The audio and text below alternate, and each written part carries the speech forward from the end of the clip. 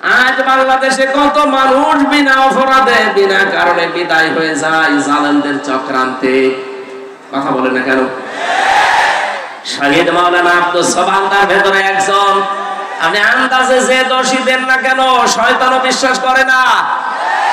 শহীদ আল্লামা দেলাওয়ার হোসাইন সাইদি, শহীদ মাওলানা মতিয়ার রহমান নিজামী রহমতুল্লাহ আলাইহি, যতগুলো শহীদ হয়েছে আপনি তাদের পেছনের জীবন খোঁজ খবর নিয়ে দেখবেন যে দোষে তারা দোষ দিয়েছে, একটা দোষ তাদের জীবনে ছিল না। আপনার দোষ নেই, আপনি যখন হত্যার সাথে জড়িত আপনার দোষ নেই। 2006 সালের 28শে অক্টোবর জসিম ভাইকে আপনি পিটিয়ে মারার পরে তার লাশের উপর ড্যান্স দিয়েছেন। পৃথিবী ভুলে যায়নি। এই বিষয় আমরা দেখতে পাই না, দেখতে পাই তখন যখন দেখি অন্য ধর্মের মানুষেরা এই কথা জানায় যে 54 বছর আমরা বহু কিছু দেখেছি, শান্তি পাইনি। আমরা এখন দেখতে চাই এই দেশে আল্লাহর কোরআনে কারিমের বিধান কায়েম হয়েছে। আমি সিরাজগঞ্জ থেকে একবার আসছিলাম, তখন বাসে আসতাম 7 সাল। তখন ছোটখাটো ওয়াজগুলো আমাকে নিয়ে মানুষ করাতো। তখন আর গাড়ি নিয়ে যাওয়া দূরের কথা, বাসে গেলে টাকা দিত না। 300 টাকা দিয়েছে কুষ্টিয়া থেকে সেই সিরাজগঞ্জ যাওয়া আসা ভাড়াই লেগে যায় 220 টাকা। ওই সময় বাসে এসে শেষ করে ড্রাইভারের পেছনে বসে আছি, দেখলাম গাড়ি চলতে চলতে হঠাৎ বাম দিয়ে চালিয়ে দিল। ড্রাইভারকে বললাম আপনি এমন করলেন? হুজুর দেখেন একটা মরা কুকুর পড়ে আছে, আমি ডবল করে ওর গার উপরে চাকা চালিয়ে দেব, আমার বিবেক নেই। আমি বললাম আরে ভাই তো মরা কুকুর তো মরে গেছে, ওকে মারলে কি আর না মারলে কি? ড্রাইভার আমার দিকে তাকিয়ে বলছে হুজুর আপনি কি আসলে হুজুর নাকি ভয় ধরেছেন? আপনি কেমন হুজুর? আপনি দেখেন যে একটা মরা কুকুর পড়ে আছে, আমি ডবল করে গাড়ি চালাবো, আমার বিবেক কি মরে গেছে? এইটা শোনার জন্য আমি ছিলাম। আপনার নাম কি? বলছে সুব্রত। তার নাম শুনে বুঝলাম ওর ঈমান নেই কিন্তু বিবেক আছে। কথা বলেন না কেন? ঈমান নেই, কি আছে? বিবেকের তাড়নায় সে মরা জিনিস যদিও নিকৃষ্ট, তারপরে ডবল করে মারলো না, গাড়ি বাম দিয়ে চালালো, তারপর ডাইরেক্ট দেয়নি, বিবেকে বাধা দিয়েছে। আর আপনি মানুষ, আপনি একজন হাজী সাহেবা, কিসের ঈমান আপনার? আপনার ঈমানও নেই, বিবেকও নেই। জীবিত মানুষের একটা লাঠি বৈঠা দিয়ে আপনি লগি বৈঠা দিয়ে পিটিয়ে মেরে ফেলার পরও যদি ছেড়ে দিতেন না, লাশের উপরে ড্যান্স দিলেন।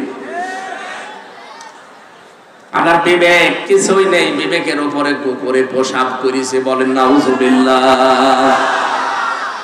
এই জন্য আমরা এই বাংলার 18 কোটি মানুষ এখন চাই 2006 28শে অক্টোবর থেকে শুরু করে 24 সালের 5 অক্টোবর পর্যন্ত যত মানুষ হত্যা হয়েছে প্রতিটি হত্যার বিচার করা লাগবে। কথা বলেন না কেন? ওরা একজন মানুষকে হত্যার কথা জানিয়েছে, এই জন্য যদি নবী 1399 জন রেডি করিয়ে শুরু রেডি করেননি, ফরজ 2টা বিধান লঙ্ঘন করেছেন, একটা হজ আর একটা রোজা, বলে পরে করে নেব, আগে হত্যা আর বিচার না করে কোনদিন আর মদিনায় ফেরত যাব না। ওরা এই ঘোষণা শোনার পরে হযরত ওসমানকে ছেড়ে দিয়েছে। আমার তো মনে হচ্ছে আজকের এই বিশ্বে 210 কোটি মুসলমান আমরা তামাম দুনিয়ায়, কত 57টা মুসলিম রাষ্ট্র, এতগুলো মুসলিম রাষ্ট্র থেকে যদি একবারে এই মুসলিম লোকটার পক্ষে আমরা আওয়াজ তুলতে পারি যে না, বিনা অপরাধে কাউকে আমরা মেরে ফেলতে দেব না, আর কতদিন রাখবেন আপনি এভাবে কষ্ট দিয়ে? আমার মনে হয় আমরা যদি শপথ বাক্য পাঠ করতে পারি, ওই 1399 জনের উপরে আল্লাহ যেমন রাজি হয়ে গিয়েছিলেন, আমাদের উপরও আল্লাহ রাজি হয়ে যাবেন।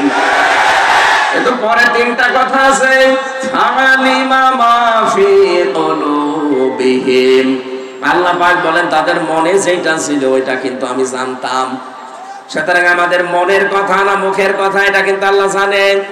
এই মাজলুম লোকটাকে জেলখানার অন্ধ প্রকোষ্ঠ থেকে বের করতে আমরা যেটা বললাম, এটা কি আমাদের মুখের কথা না মনের কথা? আরো জোরে বলেন। আল্লাহ বলেন মনের কথা যদি হয় ফানজালাস সাকিনাতা আলাইহিম, তাদের উপরে আল্লাহর রহমত সাকিনা এটা নাযিল হবে। ওয়াসাবাহুম ফাতাহান করিবা, তাদেরকে একটা আচ্ছন্ন নিকটবর্তী বিজয়ের সুসংবাদ আল্লাহ দেবেন। এই আয়াত অনুযায়ী সামনে আমরা যেটা দেখতে পাচ্ছি, এই বাংলাদেশে মাজলুমদের পক্ষে থাকলে আল্লাহর সাকিনা পাওয়া যাবে, আল্লাহর সুনির্দিষ্ট বিজয় আমাদের সামনে আসবে। এই বিষয় আমরা দেখতে পাই না, দেখতে পাই যখন দেখি অন্য ধর্মের মানুষেরা এই কথা জানায় যে 54 বছর আমরা বহু কিছু দেখেছি, শান্তি পাইনি, আমরা এখন দেখতে চাই এই দেশে আল্লাহর কোরআনে কারীমের বিধান কায়েম হয়েছে।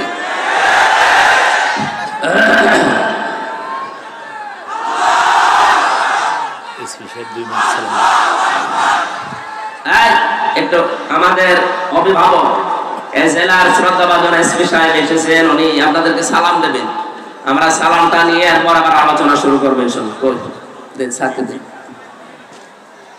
আসসালামু আলাইকুম ওয়া রাহমাতুল্লাহ। সম্মানিত পাবনাবাসী, দুই দিন ব্যাপী ইল্লাল্লাহ লা ইলাহা ইল্লাল্লাহ মুহাম্মাদুর রাসূলুল্লাহ। পাবনাবাসী স্ত্রী অভয় দিচ্ছে এই কথা বলে যে আপনি ভয় পাবেন না, কারণ যারা সম্পর্ক ঠিক রাখে এদের ভেতরে কোনো ভয় আল্লাহ রাখে না।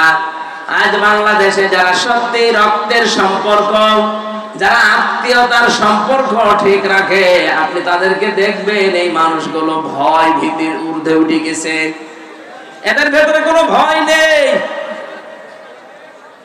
নবীজিকে 2 নম্বরে হযরতে খাদিজা বলেছিলেন তাহমিলুল কাল্লা, আপনি ভয় পাবেন না, আপনি তো মানুষের বোঝা বহন করেন, দুঃখের বোঝা, কষ্টের বোঝা, ঋণের বোঝা, আপনি এগুলো বহন করে দেন। এই দেশে যারা মানুষের বোঝাগুলো কাঁধে নিয়ে কষ্ট সহ্য করে নিজে কিন্তু অন্যকে বুঝতে দেয় না, আপনি দেখবেন তাদের ভেতর থেকে আল্লাহ বিভিন্ন ভয় দূর করে দিয়েছে। আর যারা মানুষকে বোঝা আরো দিয়ে গেল, কষ্টের বোঝা, দুঃখের বোঝা, ঋণের বোঝা, তাদের ভেতরে কত রকমের ভয় আমার আল্লাহ চাপিয়ে দিয়েছে। কথা বলেন ঠিক কিনা? এত ভয় তাদের ভেতরে আল্লাহ ঢুকিয়েছে যে খাবার খাবে সে সময় ভয়তে পায়নি, এমনকি 5 মিনিট সময় দিয়েছে তাও জনগণ তাকে দিতে চায়নি, তাড়াতাড়ি ভাগেন, ভয়তে তাড়াতাড়ি ভেগে গেছে। আমরা যদি আজ দুঃখের বোঝাগুলো দিয়ে না যেতাম, এই যে 2732 জন মানুষ মারা গেল, 2780 জনের উপরে এখন বিভিন্ন অঙ্গ প্রত্যঙ্গ হারিয়ে হাসপাতালে কাতরায়, এরা পরিবারের জন্য, সমাজের জন্য, দেশের জন্য বিশাল বোঝা। এই বোঝাটা যিনি দিয়ে গেলেন, আপনি না দিলেও পারতেন। আপনি যদি আগেই বলতেন ঠিক আছে আমি ছেড়ে দিলাম, তাহলে এই বোঝাগুলো বাংলাদেশে হয় না। কথা বলেন ঠিক কিনা? নিজে তো সরে গেলেন, এই বোঝাগুলো দিয়ে গেলেন কোন কারণে? কত কোটি কোটি টাকা ঋণের বোঝা দিয়ে গেলেন। এই দেশে বিভিন্ন জিনিসের দাম কমা দূরের কথা আরো বাড়তেছে, কারণ এই শয়তানদের ঋণের বোঝার কারণে। একজন বেগম পাড়া বানিয়েছে, সাহেব পাড়া বানিয়েছে, এক দরবেশী 36,000 কোটি টাকা মারি কাটি করেছে। বাকি যেগুলো দরবেশ না ধরবেশ, ওরা যে কি করেছে আল্লাহ জানে, আর ওরা জানে। এই জন্য দেশটা আবার দাঁড়াবে। আমার মনে হয় খুব তাড়াতাড়ি যারা দায়িত্বে আছেন, বাইরে যত টাকা এই শয়তানরা পাঠিয়েছে, টাকাগুলো আবার তাড়াতাড়ি ফেরত নিয়ে আসেন। কিভাবে করা লাগবে আপনারা জানেন, করেন, এই দেশটা আবার দাঁড়িয়ে যাবে ইনশাআল্লাহ। এই দেশে 18 কোটি মানুষকে আমরা শুধু মানুষ না, 18 কোটি জনসম্পদে পরিণত করতে চাই। কয়েকদিন আগে এক পাইলট আমারে বলছিল, ওই দিন আমি মৌলভীবাজার যাচ্ছিলাম, বিভিন্ন রকমের জিনিস যখন দেখতে দেখতে যাচ্ছিলাম হেলিকপ্টারে, উনি আমারে বলছে হুজুর এই যে এই ফ্যাক্টরি গুলো, এগুলো যদি কায়েম করা হতো, এদেশে 36 লাখ যুবক এখন বেকার, এদের কর্মসংস্থান গুলো তৈরি হলে দেশটা তো দাঁড়িয়ে যেত। কিন্তু এই জালেমেরা টাকা পয়সা গুলো সব পাচার করে এই দেশটাকে ফোকলা বানিয়ে ফেলেছে। আরে ভাই, আপনি বাইরে পাচার করে কি করলেন? এখন তো ভোগও করতে পারেন না। আমি কয়েকদিন আগে মালয়েশিয়া গিয়েছিলাম, সাহেব পাড়া বানিয়েছে, শয়তানরা থাকতে পারে, হোটেলে থাকে। যে হোটেলে উঠলাম দেখে 2 শয়তান বসে আছে। কি এখানে? বলছে হুজুর আমরা আগে পালিয়েছি। কেন? সাহেব পাড়ায় থাকবেন না? ওখানে থেকে মায়ের খাবো। এদেশেও বাংলার জনগণ আছে, ওই ঘর তালা লাগানো, যদি জানে যে এখানে আমি আছি পিটিয়ে আমার ভক্ত বানিয়ে ফেলবো। এমনিতে ভয়গুলো আল্লাহ ঢুকিয়ে দেয়নি, কারণ আপনি মানুষকে বোঝা দিয়ে গিয়েছেন এই দেশে। কথা বলো না কেন? আমরা যেন আগামীতে এই দেশে কারো উপরে বোঝা দিয়ে না দেই। অনেক মানুষ এখনই বোঝা দেওয়া আরম্ভ করে দিয়েছে। একজনের কাছে চাঁদা চাইলে তার উপরে এটা বোঝা না। আজকে একজন দিয়েছে, আগে দিতাম 500 টাকা, এখন ধরছে 700 টাকা। কিছু কিছু মানুষ এত চালাক, বলছে কি 12:30টার সময় আমি চাঁদা চাইলাম নারায়ণগঞ্জের বন্দরে, এ গোয়েন্দারা টের পেল কি করে? আরে ভাই 12:30টা, আমি রিমান্ডে থেকে ওদের মেশিন দেখেছি। এটা যেহেতু ওপেন বলা, তারপরেও ঠিক না, আমি হাসতে করে বলছি, মুখ সরিয়ে। আপনি 12:30টায় চাঁদা চাইতে চান মনে করছেন কেউ জানে না? কি মেশিন নিয়ে বসে আছেন জানেন? আমি পায়খানার ভেতরে বসে কি করে তা ওরা দেখতে পায়। গোয়েন্দারা নগদ অর্পণে রেখেছে দেশটা, শুধু দেখতে চাচ্ছে কে কি করে। আগস্টের 5 তারিখের পরে অনেকে যা আরম্ভ করেছে, আপনি নিজের পায়ে নিজে কোড়াল মারছেন। ওরা কিন্তু দেখতেছে আসলে কে কেমন দেশটাকে ভালোবাসে, জনগণকে ভালোবাসে। ওদের বোঝা আমার মনে হয় প্রায় হয়ে গেছে। আপনারা যা করছেন একটা মুসলিম দলের উপরে, আর একটা মুসলিম দল, এই 17 দল বাদ দিয়ে 14 দল বাদ দিয়ে যা ছিল এই দেশে সব মুসলিম। সুতরাং এই মুসলিম দলটাকে ডোবানোর জন্য অনেকেই কিন্তু উঠে পড়ে লেগেছে। কেউ কেউ আলেমের বিরুদ্ধে লিখেছে, কেউ এই দলের বিরুদ্ধে লিখেছে। এই জন্য আপনাকে আমরা আহ্বান জানাই, যারা দায়িত্বে আছেন এই ক্যান্সার গুলোকে বাদ দিয়ে দেন। এই আয়াতের ভেতরে আমরা যেগুলো পড়েছিলাম, এখানে বাংলাদেশের কিছু মানুষের চরিত্রের মিল আছে। ওই জামানায় নবীজি কোরআন প্রচার আরম্ভ করলে ওয়ালিদ বিন মুগিরা নবীজিকে 5টা নাম দিয়েছিল তার সভাসদ বর্গের কাছে। কয়টা? বলেন বলেন। 1 নম্বরে নবীকে সেই লোকটা বলেছে জাদুকর, 2 নম্বরে বলেছে কবি, 3 নম্বরে বলেছে পাগল, 4 নম্বরে বলেছে গণক, 5 নম্বরে একেবারে সর্বনিকৃষ্ট বলেছে মুহাম্মদ মিথ্যাবাদী। বলেন নাউজুবিল্লাহ। রব্বুল আলামিন বলেন না, তুমি যে 5টা নাম দিলে, তোর এই 5টা নামের জবাবে আমি আমার নবীকে আরো 5টা গুণ বাড়িয়ে দিলাম।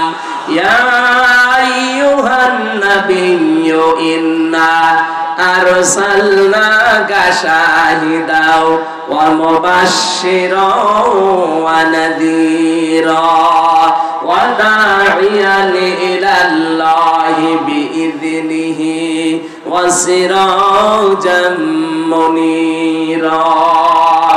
সূরা আহজাব 44, 45, 46 নম্বর আয়াত। 45 নম্বর 46 নম্বর আয়াতে আল্লাহ নিজে জানিয়েছেন, ওরা গালি দেয় আপনাকে 5টা, আমি আল্লাহ আপনার গুণ আরো 5টা বৃদ্ধি করে দিলাম। হে নবী, আপনাকে আমি পাঠিয়েছি শাহিদা, সাক্ষীদাতা হিসাবে। আপনি সত্যের সাক্ষ্য তুলে ধরবেন। 2 নম্বরে আপনি সতর্ককারী, আপনি সুসংবাদদাতা, আপনি আল্লাহর দিকে আল্লাহর অনুমতি ক্রমে ডাক নেওয়ালা। 5 নম্বরে আপনি উজ্জ্বল প্রদীপ। এই 5টা নাম আল্লাহ ওয়ালিদ বিন মুগিরা এই নামগুলো দেওয়ার পরিপ্রেক্ষিতে আল্লাহ নিজে দিয়েছেন। বলেন সুবহানাল্লাহ। এখন নবীজি নেই, নবীর ওয়ারিসদেরকে আজ যারা চিন্তা ভাবনা করে করে নতুন নতুন নাম দিচ্ছেন, এই যে আয়াতে আছে ইন্নাহু ফাক্কারা ওয়া কদ্দারা ফাকুতিলা কাইফা কদ্দারা সুম্মা কুতিলা কাইফা কদ্দার। রব্বুল আলামিন বলেন, বহু চিন্তা ভাবনা করে নবীর বিরুদ্ধে এই কথাগুলো দাঁড় করিয়েছিল যে নবীজি গণক, নবীজি জাদুকর, নবীজি কবি, নবীজি পাগল, নবীজি মিথ্যাবাদী। কত নিকৃষ্ট চিন্তা ভাবনা তার। 1500 বছর আগে ওয়ালিদ বিন মুগিরা নবীকে গালি দিয়ে অভিশপ্ত হয়েছে। আল্লাহ বলেন কুতিলা ফাকুতিলা, সর্বনাশ ওই লোকটার জন্য। কাইফা কদ্দারা, কি করে এই চিন্তা তার মাথায় আসলো? আজ বাংলাদেশে কত রাজনৈতিক দলের নেতা দেখছি আলেমদেরকে এখন কোরআন প্রচারের কারণে ধর্ম ব্যবসায়ী বলে গালি দিচ্ছে। ১৫০০ বছর আগে ওরা নবীকে গণক বলেছে, জাদুকর বলেছে, এখন ধর্ম ব্যবসায়ী বলছে, কথা প্রায় একই। আমার তো মনে হয় নবীজি যদি এই মুহূর্তে এই দেশে আসতেন ধর্ম প্রচার করার জন্য, যারা জালেমদেরকে, নবীর উত্তরাধিকারীদেরকে ধর্ম ব্যবসায়ী বলে গালি দেয়, আমার মনে হয় ওরা নবীজিকেও ধর্ম ব্যবসায়ী বলে গালি দিত। আল্লাহ পাক বলেন সুম্মা কুতিলা কাইফা কদ্দারা, আমি আবার বলছি ওরা সর্বনাশ, ওদের জন্য ধ্বংস, সর্বনাশ, ওদের উপরে লানত, আমি আল্লাহর বরদোয়া যারা এই শব্দগুলো আবিষ্কার করে।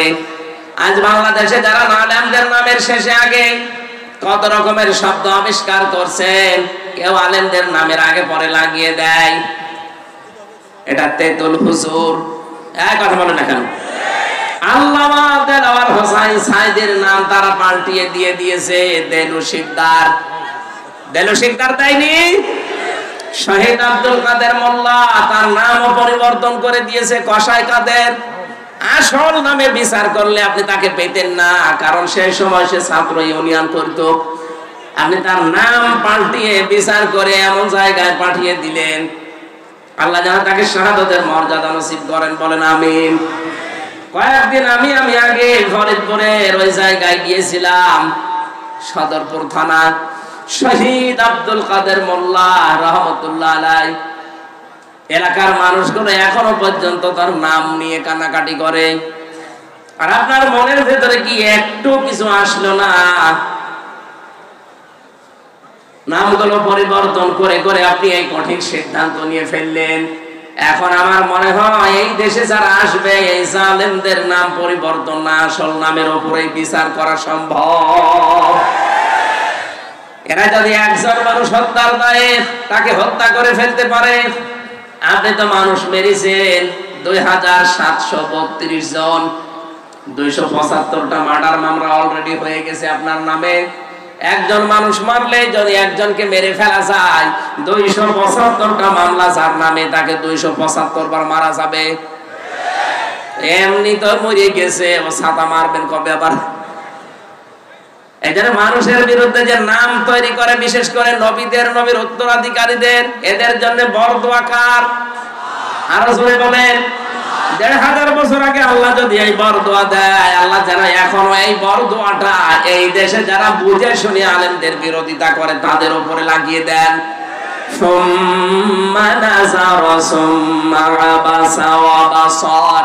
আল্লাহ পাক বলেন একবার কিন্তু তাকিয়েছিলেন নবীর দিকে।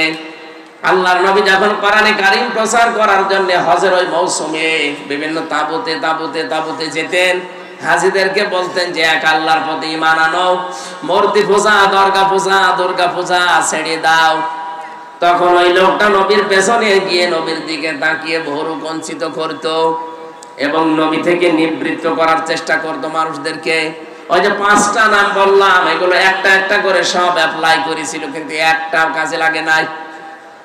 আল্লাহর নবী মুহাম্মদুর রাসূলুল্লাহ এই যে কম্বল দিয়ে যখন তিনি আবৃত ছিলেন, তাকে ঢেকে দেওয়া ছিল, নবী এখান থেকে কম্বলের ভেতরে তিনি কাঁপছিলেন। আল্লাহ আয়াতগুলো নাযিল করে জানালেন, ইয়া আইয়ুহাল মুদ্দাসসির, হে কম্বলওয়ালা, কাঁপার জন্য আপনাকে আমি পাঠাইনি, কম দাঁড়ান, ফানজির, মানুষকে সতর্ক করেন, ও রব্বাকা ফাকাব্বির, আপনার রবের বড়ত্বের কথাগুলো তুলে ধরেন। আমার তো মনে হয় আয়াতগুলোর কার্যকারিতা এখন বাংলাদেশে 100% দরকার। ওরা মানুষের তৈরি করা আইন কায়েম করতে গিয়ে যদি জান মাল ইজ্জত আবরু সময় সম্পদ সব ব্যয় করতে পারে, আমরা আল্লাহর বিধান কায়েমের জন্য সময় সম্পদ আমাদের জীবন ব্যয় করব, এতে ঠেকা কিসের? কথা বলে না কেন? যারা ভয় করার কথা বলা যদি ভয় না পায়, আমাদের তো কোনো ভয় নেই। আমাদের চোখ বন্ধ হতে দেরি, আল্লাহর বানানো জান্নাত পেতে আমাদের দেরি হবে না। এতে যে যাই আপনাকে বলুক না কেন, সব মিথ্যা কথা। আপনি দিন কায়েমের জন্য শুধু কাজ করে যাবেন, মরতে দেরি হবে, আমার আল্লাহ আপনাকে জান্নাত দিতে দেরি করবে না। সূরা সাফের 10, 11, 12 নম্বর আয়াতে এই তথ্যগুলো আছে, আপনি দেখে নেবেন। দুনিয়ায় যারা আল্লাহর বিধান কায়েমের জন্য চেষ্টা চালাবে, রব্বুল আলামিন জানিয়েছেন হালা দুল্লুকুম আলা তিজারাতিন তুজিকুম মিন আযাবিন আলীম। হে নবী, আপনাকে কি আমি এমন একটা ব্যবসার কথা বলবো যেটা করলে জাহান্নামের আগুন থেকে আপনি বেঁচে যাবেন? তুমিনুনা বিল্লাহি ওয়া রাসূলিহি ওয়া তুজাহিদুনা ফি সাবিলিল্লাহ বিআমওয়ালিকুম ওয়া আনফুসিকুম যালিকুম খায়রুল লাকুম ইন কুনতুম তা'লামুন। বলেন আমিন। পাবনাবাসী, আমার কথা সামারাইজ হচ্ছে, ওরা মানুষের তৈরি করা আইন এই দেশে কায়েম করতে যদি ভয় না পায়, ওরা যদি পিছপা না হয়, আমরা আল্লাহর তৈরি করা আইনে জমিনে কায়েম করতে কোনোদিন আর পিছপা হবেন? যে যেখান থেকে আছেন আপনার ওই জায়গা থেকে আপনি চেষ্টা চালাবেন। দিন যদি কায়েম হয় তো ভালো, যদি কায়েম না হয় আপনার কোনো অসুবিধা নেই। আপনার বেতন ঠিক বিকাল 5টায় জীবনের শেষ দিনে আপনি পেয়ে যাবেন। বলেন সুবহানাল্লাহ। বিশ্বনবীকে আল্লাহ জানিয়েছেন সিয়াবাকা ফাতাহির, আপনার পোশাক পবিত্র করেন। এখানে পোশাক পবিত্রের ব্যাখ্যা আমি পেয়েছি 3টা। 1 নম্বরে আপনি যেন কোনো নাপাক পোশাক পরবেন না। 2 নম্বরে কোনো হারাম উপার্জনের টাকা দিয়ে পোশাক কিনবেন না। 3 নম্বরে আপনার পোশাককে যেন আপনি 8, 60, ছোট খাটো এরকম পরবেন না। আপনার পোশাক হবে ঢিলা ঢালা। আপনার পোশাক যেন আবার টাকনোর নিচে চলে না যায়। প্যান্ট, পায়জামা, লুঙ্গি যাই পরেন না কেন এটা যেন টাকনোর নিচে না যায়। এইটাও এই আয়াতের ব্যাখ্যা। আর রজিসা ফাহাজুর, হ্যাঁ নবী, আপনি অপবিত্রতা থেকে বেঁচে থাকবেন। এখানে অপবিত্রতা বলতে মূর্তি পূজা বোঝানো হয়েছে। পৃথিবীতে যদিও আমরা মূর্তি পূজা মুসলমানেরা করি না, কিন্তু দরগা পূজা আমাদের দেশে আছে। আমাদের দেশে পীর পূজা আছে, মাজার পূজা আছে, মানুষ পূজা আছে, মানুষের ছবি পূজা করা আছে। কথা বলেন ঠিক কিনা? আমরা এই জিনিস থেকে মুক্ত থাকবো আজকে থেকে। ওয়ালা তামনুন তাস্তাকসির, বেশি পাওয়ার জন্য মানুষকে দান করবেন না। ওয়ালি রাব্বিকা ফাসবির, ইসলামের উপরে চলতে গিয়ে, ইসলাম প্রচার করতে গিয়ে, ইসলামের উপরে টিকে থাকতে গিয়ে বিপদ আপদ মুসিবত আসবে, আপনি ধৈর্য ধারণ করবেন। এই 7টা আয়াত আমার আল্লাহ নাযিল করেছিলেন এই ওলীদ ইবনে মুগীরার কথার জবাব দেওয়ার জন্য। পরবর্তীতে কিয়ামতের কিছু ভয়াবহ চিত্র আমার আল্লাহ নিয়ে আসলেন তার জীবন সম্পর্কে। ফাইদা নুকিরা ফিন নাকুর ফাযালিকা ইয়াউমাইযিন ইয়াউমুন আসির আলাল কাফিরিনা গায়রু ইয়াসির। রব্বুল আলামিন বলেন সেদিনটা বড় কঠিন হবে যখন সিংহায় ফুৎকার দেওয়া হবে। এদিনটা এত ভয়াবহ, এত কঠিন অবস্থা। আপনারা 2 জনের কথায় হালকা টাচ পেয়েছিলেন। কিয়ামতের ময়দানে সূর্যটা আসবে মাত্র আধা হাত উপরে, 12টা মুখ দিয়ে তাপ দিতে থাকবে। গুনাহগার মুজরিম পাপিষ্ঠ যারা, তাদের মাথা আর মগজগুলো টকবক করে ফুটতে থাকবে।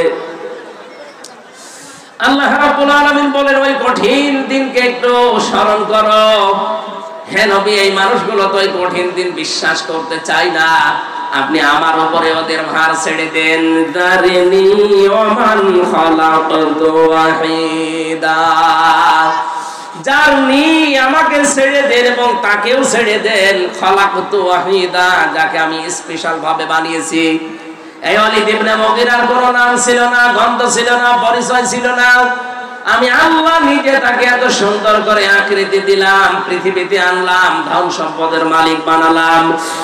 ওয়াজআলতু লাহু মালাম মামদুদা। তাফসীরে ইবনে কাসির বলেন তাকে আল্লাহ এত বেশি দীর্ঘ সম্পদের মালিক বানিয়েছিলেন। ধন সম্পদ, টাকা পয়সা, ছেলে মেয়ে, চাকর বাকর, বাড়ির কাজের লোক সব ছিল তার। অবানিনা শুহুদা, তার সন্তানাদি এবং তার সঙ্গী আল্লাহ ভরপুর করে দিয়েছিলেন। আমার হাতুলাহু তামহিদা, তাকে ভোগের সামগ্রী পর্যন্ত ভরপুর আল্লাহ দিয়েছিলেন। ভোগ করতে যা লাগে সব আল্লাহ তার আয়ত্তে এনে দিয়েছিলেন।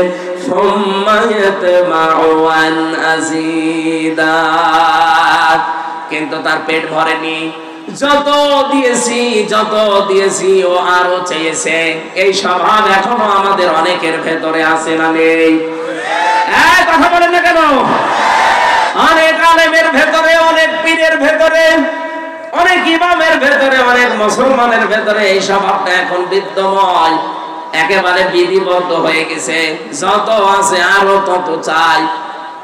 ইত্তাবিউ মান লা ইয়াসালুকুম আজরাও ওয়া হুম মুহতাদুন। রব্বুল আলামিন বলেন, অনুসরণ করবা দুনিয়ার মানুষেরা তাদেরকে যারা মানুষকে আল্লাহর দিকে ডাকে কিন্তু পারিশ্রমিক চায় না। 2 নম্বরে তারা নিজেরাও হেদায়েতের উপরে আছে। বাংলাদেশে এই 2টা গুণ বিশিষ্ট যারা আছে তাদেরকে অনুসরণ করার কথা জানিয়েছেন কে? আমরা আজ একদলকে দেখতে পাই, তারা নিঃস্বার্থভাবে আল্লাহর দিকে মানুষকে ডাকে কিন্তু তারা হেদায়েতের উপরে নেই। কারণ হেদায়েতের উপরে থাকতে গেলে মাস্ট বি আপনাকে কোরআন দিয়ে ডাকা লাগবে। কথা বলেন না কেন? আর কোরআন দিয়ে আমরা অনেকে মানুষকে ডাকি কিন্তু আমরা হেদায়েতের উপরে নিজেরা নেই। কোরআন দিয়ে আমরা নিজেরা মানুষকে ডাকি, হেদায়েতের উপরে নেই। এই জন্য বললাম হাজারো মানুষ আজ পারিশ্রমিক চেয়ে নেয়, জোর করে নেয়, না দিলে ওরা কোরআন প্রচার করতে যায় না। এটা আয়াতের সাথে পুরা সাংঘর্ষিক, আপনি যতই দলিল পেশ করেন না কেন।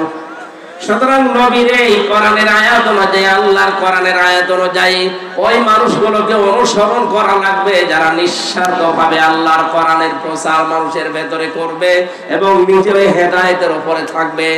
আমরা বাংলাদেশে অনেকগুলো মানুষকে পেয়েছিলাম, তার ভেতরে এখানে যিনি কথা বলতেন আল্লামা সাঈদী রহমাতুল্লাহ আলাইহি, কথা বলে ঠিক কিনা? তার ইখলাসের কারণে, তার ভেতরে যে আল্লাহর প্রতি তাওয়াক্কুল ভরসা ছিল, তিনি যে উজরত ছাড়া আল্লাহর কোরআনে কারীমকে প্রচার করতেন, এই জন্য আল্লাহ তাকে আজ পর্যন্ত চিরন্তন করে রেখে দিয়েছে। আমরা তাদের অনুসরণ করতে চাই, আল্লাহ তৌফিক দান, বলেন আমিন। আল্লাহ বলেন ওই লোকটাকে উদ্দেশ্য করে যাওয়ালিদ, আরো চাও, আরো চাও। ইন কাল্লা ইন্নাহু কানা লিআয়াতিনা আনিদা সাউরিহিকুহু সাউদা। না, তোমাকে আমি আর আমার নিদর্শন, আমার টাকা পয়সা, আমার অর্থ সম্পদ, আমার প্রভাব প্রতিপত্তি, ধন দৌলত আমি আর দেব না। কারণ এগুলো পেয়ে তুমি আমি আল্লাহকে ভুলে উদ্যত প্রকাশ করেছো। সুতরাং আল্লাহর নিয়ামত পাওয়ার পরে যারা নিয়ামতের শুকরিয়া আদায় না করে আর উল্টা পাল্টা কাজে নিজের জীবনকে জড়িয়ে দেয়, আল্লাহ বলেন সাউরিহিকুহু সাউদা, অতি শীঘ্রই আমি আল্লাহ তাকে সাউদ, এটা জাহান্নামের একটা পাহাড়ের নাম। তার মানে দুনিয়ায় যদি আল্লাহ বিপদে তাকে নাও ফেলে, মরণের পরে মহা বিপদ এসে পড়বে। যারা সম্পদের সুষ্ঠু বন্টন করতে চায় না, যারা কোরআনকে আল্লাহর বাণী হিসাবে বিশ্বাস করে না, মানে না, কোরআনওয়ালা মানুষদেরকে যারা কষ্টের ভেতরে ফেলতে চায়, আল্লাহ আমাদের এই মানুষ থেকে হেফাজত করুন, বলেন আমিন। রব্বুল আলামিন এরপরে জানিয়েছেন সুম্মা দাবারা ওয়াস্তাকবারা ফাকালা ইন হাযা ইল্লা সিহরুন ইউসার ইন হাযা ইল্লা কাউলুল বাশার সাউসলিহি সাকার ওয়া মা আদরাকা মা সাকার লা তুবকি ওয়া লা তাদার লাওয়াহাতুল লিল বাশার আলাইহা 19। ও বাংলার মানুষেরা, কোরআনের বক্তব্যগুলো সহজ সরল ভাষায় দেওয়ার পরে যাদের বিশ্বাস হয় না, যারা উল্টা দিকে মন নিয়ে চলে যান, তাদের সম্পর্কে আয়াতগুলো রব্বুল আলামিন বলেন লোকটা এতবার করে, মুখ ফিরিয়ে নেয়, অহংকার করে চলে যায়, যা বলে বলুক, এরকম বহু কথা শুনেছি না।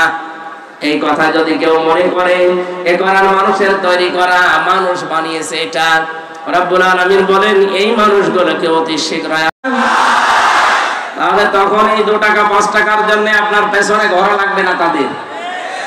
নবীজি বললেন জিবরাইল বারবার আমাকে বলেন যে পড়ো পড়ো পড়ো। আমি পড়বো কি? যখনই বলেছে বিসমি রব্বিকা, রবের নামে, তখন আমি আর দেরি করি না। সুতরাং আহ্বান জানাবো আমাদের ছেলে মেয়ে যাদের আছে এইরকম প্রতিষ্ঠান, যেখানে পাবেন অন্তত 3 থেকে 5 বছর আপনি ছোটকালে তাদেরকে কোরআনের সাথে সম্পৃক্ত করার জন্য পড়াবেন। কারণ কোরআনের সাথে সম্পর্ক মানে রবের সাথে সম্পর্ক। কথা বলেন ঠিক কিনা? 3 থেকে 5 বছর আপনি একটু চেষ্টা চালান, এরপর আপনার ছেলেকে আপনি ডক্টর বানান, ডাক্তার বানান, ইঞ্জিনিয়ার বানান, ডিসি বানান, এসপি বানান, যা বানাবেন কোনো অসুবিধা নেই। শুধুমাত্র এখানে 3 থেকে 5 বছর এরকম যত প্রতিষ্ঠান বাংলাদেশে আছে যেখানে কোরআনের শিক্ষা দিয়ে রবের সাথে সম্পর্ক করা হয়, আমি 2টা গ্যারান্টি আপনাকে দিতে পারি। এই 3 বছর 5 বছরের কারণে আপনার ছেলে কোনোদিন নেশা করবে না। 2 নম্বরে কোনোদিন শেষ বয়সে আপনাকে বৃদ্ধাশ্রমে রেখে আসবে না। কয়েকদিন আগে আমি নীলফামারীর কিশোরগঞ্জ থানায় গিয়েছিলাম। ওরা আমাকে বৃদ্ধাশ্রমে নিয়ে গেল দেখার জন্য। যে দেখি এইদিকে 25 জন, এইদিকে 25 জন, 50 জন মা আর বাবা বসে আছে। এদের চেহারার দিকে তাকিয়ে আমি বুঝতে পেরেছি সবাই তার সন্তানের জন্য বরদোয়া করছে। তাদেরও তো আমাদের মতো ছেলে মেয়ে নেই। কথা বলেন না কেন? আমি 2 জনের সাথে কথা বলেছিলাম, একজনের ছেলে ডিসি আর একজনের ছেলে আমেরিকায় থাকে, অথচ মা আর বাবা 2 জন বৃদ্ধাশ্রমে। চোখের ভেতরে ছলছল করছে পানি। আপনি আজ পর্যন্ত শুনেছেন যে কোরআন জানে, হাদিস জানে, আলেম না, শুধু কোরআনের জ্ঞান আছে, আল্লাহ সম্পর্কে জ্ঞান রাখে, এরকম মানুষ তার মা বাবাকে বৃদ্ধাশ্রমে রেখে দিয়েছে? যদি কোনো জায়গায় রেখে দেয়ও এর পেছনে একটা কারণ আছে। আমি যতটুকু খোঁজ নিয়েছি, যদি এরকম কিছু পায়ও, আপনি দেখবেন হয় তার স্ত্রীর কারণে, শ্বশুর শাশুড়ির কারণে মা বাবাকে হয় আলাদা করে দেয়, হয় বৃদ্ধাশ্রমে রেখে দেয়। আল্লাহর সাথে, রবের সাথে পরিচয় থাকার পরও অনেক সন্তান পারে না, কারণ স্ত্রীর মন রক্ষা আর শ্বশুর শাশুড়ির দিকে তাকাতে গিয়ে নিজের মা বাবাকে ছেড়ে দেয়। কথা বলো না কেন? আমার এই চোখের দেখা, মাত্র 7 বছর বয়স, এখনো পর্যন্ত আলিফ বা তাসা খুব বেশি ভালো করে পারে না। কয়েকদিন ভর্তি হয়েছে মাত্র। ওস্তাদ দেখলাম বৃষ্টির ভেতরে এসে ওযু করবে, ছাত্র পানি ঢেলে দিচ্ছে, কাদা লেগেছিল কাদা ছড়িয়ে দিচ্ছে, মাত্র 7 বছর। আমি এই চোখেও দেখেছি। বিশ্ববিদ্যালয়ে ক্লাস চলছে, আমি তখন জাহাঙ্গীরনগরে ছিলাম। মাস্টার্সে ক্লাস চলছে, শিক্ষককে জুতা দিয়ে পিটাচ্ছে ছাত্র। বলছে বাংলাটা বলতে পারলাম না, যতটাই আমি মেরেই ফেলবো। শিক্ষক বলছে বাবা তুই আমারে ছেড়ে দে, আমি জীবনে আর ক্লাসে আসবো না। বলে না, তোরে আমি বলেছিলাম যে ওই সিটটা দিতে দিলি না, তোরে আমি মেরেই ফেলবো। ওইটাও ছাত্র, এটাও ছাত্র, ওইটাও অলরেডি মাস্টার্সে পড়ছে, জানোয়ার হয়ে গেছে। আর এটা এখনো আলিফ বা শেষ হয়নি, এটা মানুষের মতো মানুষ হচ্ছে। কথা বলো না কেন? এই জন্য আহ্বান জানাচ্ছে, রবের নামে পড়া আরম্ভ করা লাগবে। রবের সাথে আমাদের পড়ার পরিচয় নেই, এই জন্য আমরা অনেক জায়গায় যাওয়ার পরেও দেখি না কাঙ্ক্ষিত মানের মানুষ আমরা হতে পারছি না। এই জন্য ইন্নাল্লাযীনা আমানু ওয়া আমিলুস সালিহাত, সারা জীবনে আয়াতের ব্যাখ্যা শুনিয়েছে, যারা ঈমান আনে আর নেক আমল করে। না, সালেহ শব্দের শাব্দিক অর্থ শুধু নেক নয়, শুধু সৎ নয়। সালেহ মানে যোগ্য। সালেহ মানে কি? আমরা যারা বলি আল্লাহর আইন চাই, সৎ লোকের শাসন চাই, সৎ হওয়া লাগবে এবং লোকটাকে যোগ্য হওয়া লাগবে। বহু মানুষ আমরা সৎ দেখেছি এই দেশে, দেখতে তো ভালোই লাগতো, মনে হতো যে আসমান থেকে পালিয়ে এসেছে দরবেশ, কিন্তু এত বড় অসৎ মানুষ বাংলাদেশে আর নেই। এই কথা বলেন না কেন? আমি নিজে দেখেছি, আমার মাথায় যখন দড়ি দিয়ে কোর্টের বারান্দা নিয়ে দিয়ে যাচ্ছিল, এই দরবেশ বাবা আমার সামনে ছিল। উনি ম্যাজিস্ট্রেটের কক্ষে প্রবেশ করলো, করে কি যেন বলে আসলো, আসার পরে আমারে দেখে উনি হাসি দিল। হাসি দেওয়ার পরে এটাই জানিয়ে, চোখ টিপ দিয়ে এইটাই জানাতে চেয়েছে যে দেখেন কেমন লাগে। আজ যখন দরবেশকে এই দাড়ি কাটা অবস্থায় নিয়ে যায়, আমারও মাঝে মাঝে মনে হয় ওনার ওই কথাটা, দেখ কেমন লাগে। যদিও এটা আমি মন থেকে বলি না, বিপদে পড়লে আসলে উপহাস করা ঠিক না, কিন্তু ওনারা যা করেছে আল্লাহ মনে হচ্ছে উল্টি ওইটা ওনাদের উপরে ফেলেছে। গতকালকে আমি রাতের বেলা ছিলাম চাঁদপুরের ফরিদগঞ্জ। ওই জায়গায় যেই মহিলা এতদিন পর্যন্ত আওয়াজ দিত যে ফিটনেস বিহীন বিএনপি, লাইসেন্স বিহীন জামাত, আল্লাহ ওনারে পুরা কথাটা উল্টিয়ে ওনার শরীরের উপরে আজ লাগিয়েছে। ওনার শরীরের কোনো ফিটনেস নেই, আর ওনার লাইসেন্স তো শেষ। আর কথা বলছে না কেন? আমি তো আর রাজনৈতিক নেতা না যে রাজনৈতিক কথা বলবো, ইঙ্গিত দিলাম। দুনিয়াতে যে যা করছেন ওইটা কিন্তু আল্লাহ উল্টিয়ে আপনার উপরে ফেলে দেবে। এখানে এমন কিছু করবেন না। সালেহ মানে কি বলছিলাম যেন? যজ্ঞ। জোরে বলেন কি? এই জন্য এই যজ্ঞ করে করে তুলতে হলে এই দেশে যারা কাজ করছে মানব জাতির পেছনে, আপনি তাদের কাছে থাকবেন। কারা কাজ করছে আপনার বিবেক আছে, আপনি দেখে নিন। যারা ছোটবেলা থেকে গড়ে তুলতে চায় আপনার সন্তানকে, আপনার ছেলেকে, আপনার মেয়েকে, আমি যেহেতু এখনো পর্যন্ত এরকম বয়সে আছি, এজন্য আমার এই চোখে আমি যা দেখতে পাচ্ছি তাই আপনাকে শোনাচ্ছি। যারা মানুষকে সৎ এবং যোগ্য করে গড়ে তুলতে চায়, আপনার ইমানি দায়িত্ব হবে এখন আপনার ছেলে মেয়েকে ঠিক তাদের কাছে নিজে হাত ধরে দিয়ে আসা। নয়তো শেষ বয়সে আপনাকে বৃদ্ধাশ্রমে থাকা লাগবে, অথবা আপনার ছেলেকে দেখবেন বিভিন্ন নেশা ভান করে আপনার সামনে এসে উল্টা পাল্টা গালিগালাজ করছে। আল্লাহ আমাদেরকে হেফাজত করুন। আমরা সূরা মুদ্দাসসির থেকে যেহেতু তাফসীরুল কোরআন মাহফিল লেখা, আমরা এখান থেকে আয়াত থেকে পড়া আরম্ভ করব। আমাদের মেহমানরা ব্যস্ত, ওনারা আরো অনুষ্ঠানে যাবেন। সালাম দেওয়ার পরে আমরা আরম্ভ করছি ইনশাআল্লাহ। আসসালামু আলাইকুম। একটু ঘোষণা। আল্লাহ রাদিয়াল্লাহু, আমি রাজি হয়ে গেছি। আমি রাজি হব না, হয়ে গেছি। অবশ্যই আমি আল্লাহ রাজি হয়ে গেছি। আনিল মুমিনিনা, এই মুমিনদের উপরে, তাহতা শাজারাতে, এই গাছের নিচে, ইউবাইউনাকা, যারা আপনার হাতের উপরে হাত দিয়ে বায়াত নিচ্ছে, শপথ পাঠ করছে, এই সবার উপরে আমি আল্লাহ রাজি হয়ে গেছি। তাফসিরে ফি জিলালিল কোরআন সাইয়্যিদ কুতুব রাহমাতুল্লাহ আলাইহি লিখেছেন, সঙ্গে সঙ্গে নবী নিজের বাম হাতটা সবার উপরে তুলে ধরলেন। সাহাবী জিজ্ঞাসা করলেন, হে নবী, আপনি বাম হাত তুলে ধরলেন কেন? নবীজি বলেন, আজকে যে 1399 জন এখানে আসো, আর একজন তো নেই, ওনাকে মেরে ফেলা, হত্যা করার কথা জানিয়েছে। সুতরাং আজকের এই শপথ বাক্যে, এই অনুষ্ঠানে যত মানুষ আমরা আছি, সবার উপরে আমার আল্লাহ সন্তুষ্ট হয়ে গেছে। আমরা সবাই এখানে এসেছি, সবাই আল্লাহর সন্তুষ্টি পেয়ে গেলাম। কিন্তু ওসমান এখানে নেই, ওসমানের উপরও তো আল্লাহ রাজি হওয়া লাগবে। এজন্য এই হাতটা আমি তুলে ধরলাম, এটা ওসমানের হাত।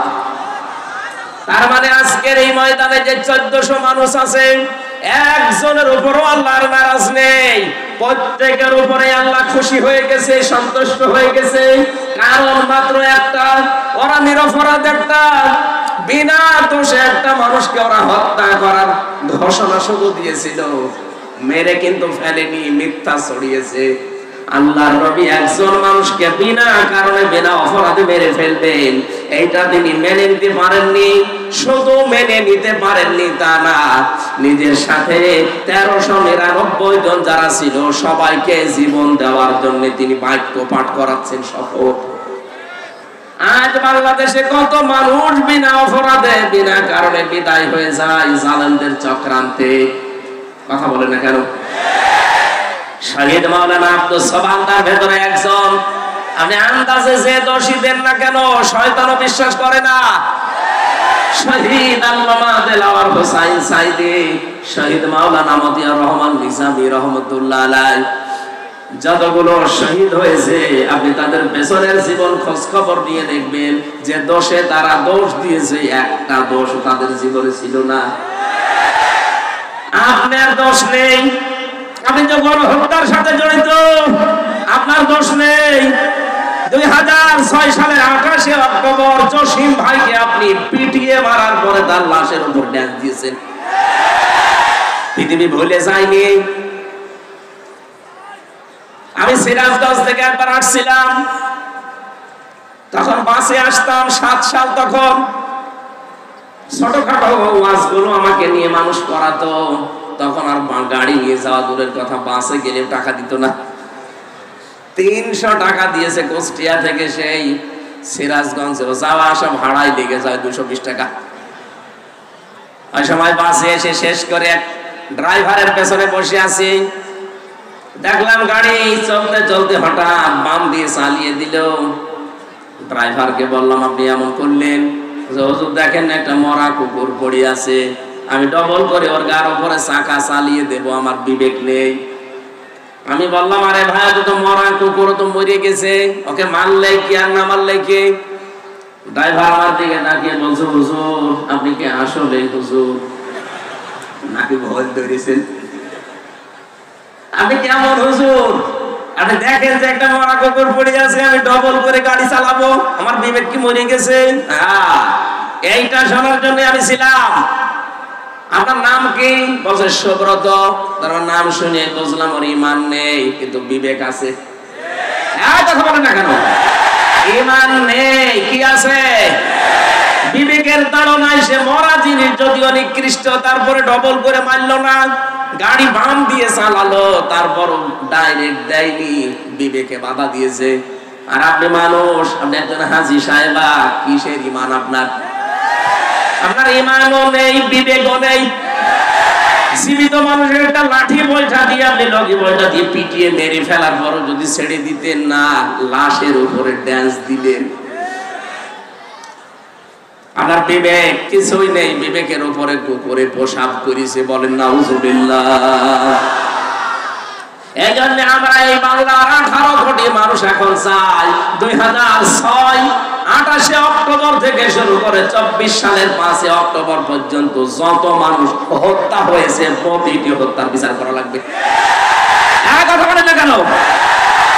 ওরা একজন মানুষকে হত্যার কথা জানিয়েছে, এই জন্য যদি নবী 1399 জন রেডি করিয়ে শুরু রেডি করেননি, ফরজ 2টা বিধান লঙ্ঘন করেছেন, একটা হজ আর একটা রোজা, বলে পরে করে নেব, আগে হত্যা বিচার না করে কোনদিন আর মদিনায় ফেরত যাব না। ওরা এই ঘোষণা শোনার পরে হযরত ওসমানকে ছেড়ে দিয়েছে। আমার তো মনে হচ্ছে আজকের এই বিশ্বে 210 কোটি মুসলমান আমরা তাম দুনিয়ায়, কত 57টা মুসলিম রাষ্ট্র, এতগুলো মুসলিম রাষ্ট্র থেকে যদি একবারে এই মুসলিম লোকটার পক্ষে আমরা আওয়াজ তুলতে পারি যে না, বিনা অপরাধে কাউকে আমরা মেরে ফেলতে দেব না, আর কতদিন রাখবেন আপনি এভাবে কষ্ট দিয়ে? আমার মনে হয় আমরা যদি শপথ বাক্য পাঠ করতে পারি, ওই 1399 জনের উপরে আল্লাহ যেমন রাজি হয়ে গিয়েছিলেন, আমাদের উপর আল্লাহ রাজি হয়ে যাবেন।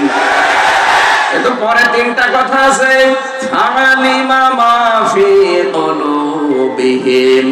আল্লাহ পাক বলেন তাদের মনে যেটা ছিল ওইটা কিন্তু আমি জানতাম। সুতরাং আমাদের মনের কথা না মুখের কথা, এটা কিন্তু আল্লাহ জানেন। এই মাজলুম লোকটাকে জেলখানার অন্ধ প্রকোষ্ঠ থেকে বের করতে আমরা যেটা বললাম, এটা কি আমাদের মুখের কথা না মনের কথা? আরো জোরে বলেন। আল্লাহ বলেন মনের কথা যদি হয়, ফানজালাস সাকিনাতা আলাইহিম, তাদের উপরে আল্লাহর রহমত সাকিনা এটা নাযিল হবে, ওয়াসাবাহুম ফাতাহান করিবা, তাদেরকে একটা আচ্ছন্ন নিকটবর্তী বিজয়ের সুসংবাদ আল্লাহ দেবেন। এই আয়াত অনুযায়ী সামনে আমরা যেটা দেখতে পাচ্ছি, এই বাংলাদেশে মাজলুমদের পক্ষে থাকলে আল্লাহর সাকিনা পাওয়া যাবে, আল্লাহর সুনির্দিষ্ট বিজয় আমাদের সামনে আসবে। এই বিষয় আমরা দেখতে পাই না, দেখতে পাই যখন দেখি অন্য ধর্মের মানুষেরা এই কথা জানায় যে 54 বছর আমরা বহু কিছু দেখেছি, শান্তি পাইনি, আমরা এখন দেখতে চাই এই দেশে আল্লাহর কোরআনে কারীমের বিধান কায়েম হয়েছে।